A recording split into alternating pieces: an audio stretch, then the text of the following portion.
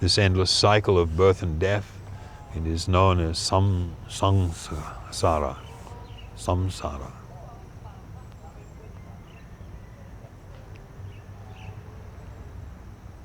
But the big question is, how does one get off this repeated cycle of birth and death that seems to go on endlessly in a vast ocean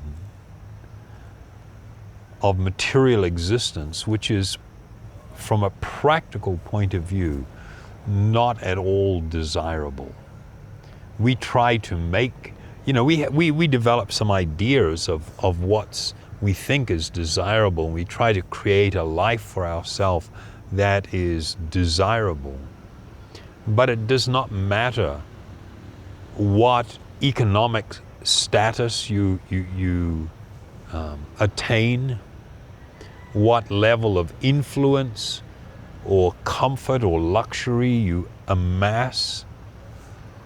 You are no different than a poor person living in the street.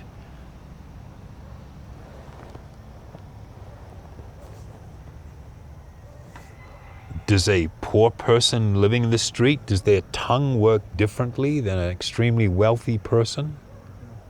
Do they have a diminished sense of taste? Do they have a diminished ability to see beauty or ugliness? Do they have a diminished ability to hear music or what's considered pleasant or even unpleasant sounds? Yeah, the answer is no. There is no difference in the way in which we experience this world, nor are we provided any more comfort, real comfort or relief from the difficulties, the anxieties, the stresses that come with life.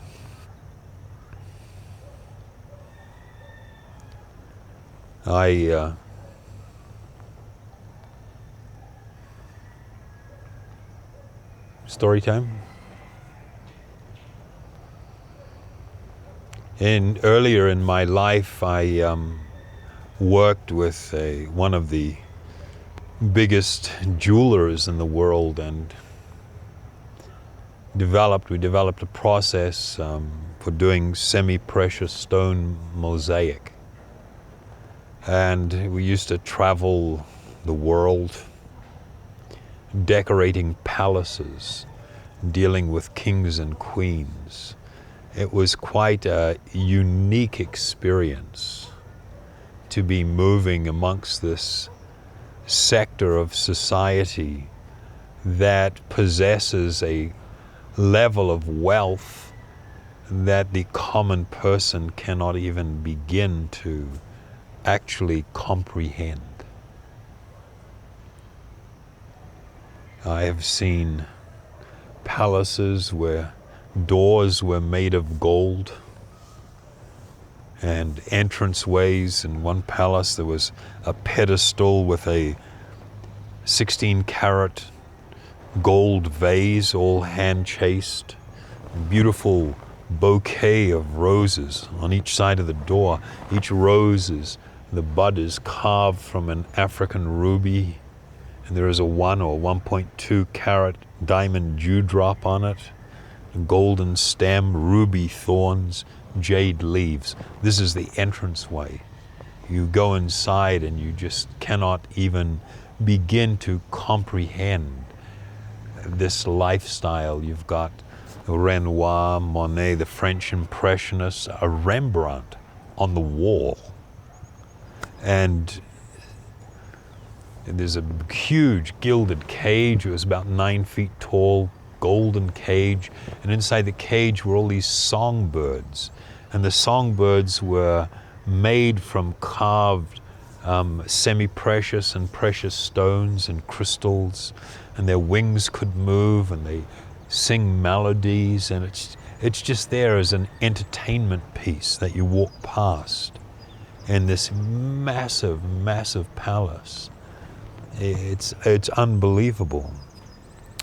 But yet, even people born into this condition of wealth, where you see little princes and princesses walking around, and they'll have like a $75,000 brooch on and a ring that's probably worth about $50,000 or more, and just one of these little kids playing around is probably worth $100,000, and they're just playing games, with just the decoration that they have on and their play clothes. But it quickly becomes apparent that this world is a double-edged sword. In one palace I went to, after showing, I was carrying about $163 million worth of gems, necklaces, rings, things, $18 million necklaces, this kind of stuff, to show a couple of queens. And then we were waiting for the driver to take us back to the hotel. This particular monarch had, and I counted them, just over 200 cars, personal cars, not government official cars or anything. These are just personal things that he collects. I mean, what can you do with 200 cars? And he was an avid car collector, so he would be, looking through the Auto Monthly or whatever, and he's, and he sees something, a new car out that he likes, and he'll just call the ambassador in Washington and say, I'm looking at the auto review, it's the autumn edition, and on page 56 we got the new Rambler there, I want it. And describe what sort of custom interiors you want and what it should be like, and it all gets done and popped on a plane and flown over. And then the guy gets out and takes a look at it and starts it up, and he goes a little tootle around part of his kingdom, and I guess you can press all the buttons and try the windows, make sure they're all working and the seat's all good, and you take a bit of a drive and you come back and you park it next to the other 214 cars and go, wow, that's a really nice car. I mean, how many times can you do that before you start feeling like, is this it? I mean, is this it? Is this all the world has to offer? And another thing that becomes very observable, you see when people approach such wealthy individuals, these wealthy individuals learn to be highly skeptical and highly critical. Their life experience has been that every single time I've trusted someone, I have become hurt. If not every time, probably about 90% of the time. When somebody approaches me to befriend me, I must immediately think, what does this person want from me? There must be a suspicion. And every single person, can you imagine how this feels when every single person looks at you with an eye of envy? How come you're worth $40 billion? You're not even doing anything for it. You just were lucky enough to get born into that family. And all that oil where you're making all your money from actually belongs to us, the other people in the kingdom as well. How come you get it all? How come you can't give me some? This is actually what people are feeling. So here you are cruising around your kingdom, and everybody's looking at you with a stink eye, an eye of envy. This is honest truth. This is what it's like. And everywhere you go, you are confronted with enviousness. And you cannot imagine what that does to you. And you have to go out in your kingdom, you have to spend enough money and give away enough to keep everybody happy. You are absolutely terrified of the idea of democracy. If democracy is introduced, you will be reduced to receiving some pension. Yeah, you'll be able to live in luxury still, but it won't be anything like what you are used to, where you can go out and spend $200,000, $500,000 in a weekend trying to fill up empty space. You see these people get together and all they talk about is what they did last month. You know, they all went to Paris somewhere and people buy stuff and they buy that.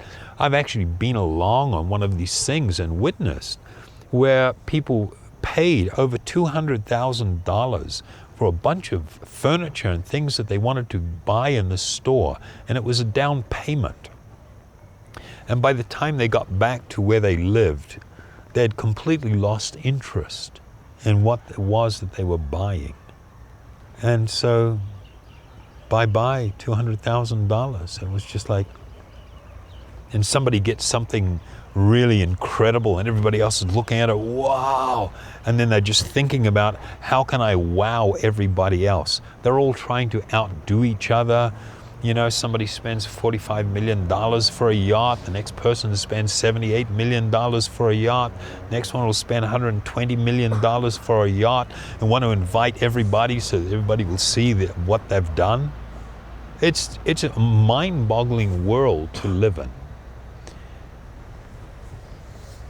So if you have the opportunity to actually become very close to people at different stratas of society, economic stratas, you will witness that what many people think of as being incredibly desirable, when you get there, it's not all it's made out to be.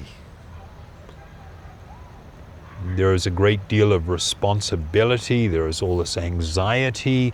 How are you going to keep the money intact? You're watching it kind of begin to disappear. You start plotting and planning how you're going to make more. You become more inclined to engage in things that are marginally illegal or whatever, because the need to keep the wealth thing up becomes so great. So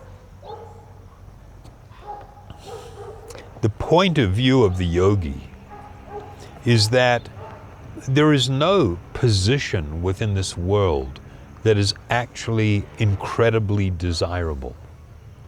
Because whatever position you find yourself in, number one,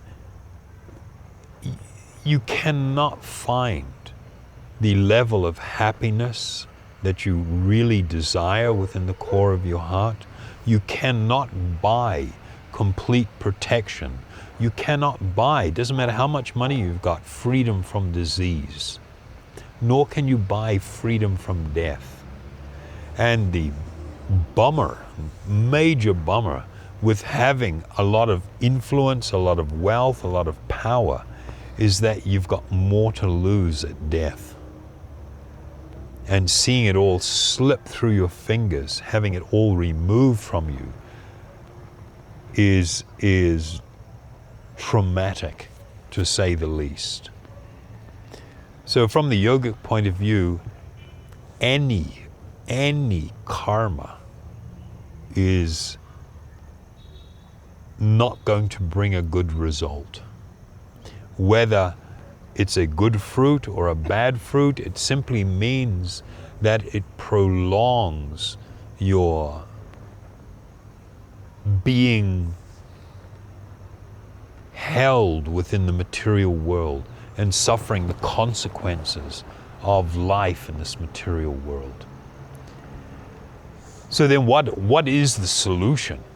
Well, there have been groups of spiritualists who have endeavored to refrain from all forms of activity, thinking that if I perform sufficient penance and austerity, I can maybe pay off the karma load that exists from my life up to this point. And if I can engage in little or no activity, I will not be acquiring more karma, or karmic reaction rather, and I stand a better chance of finding some form of salvation or liberation or freedom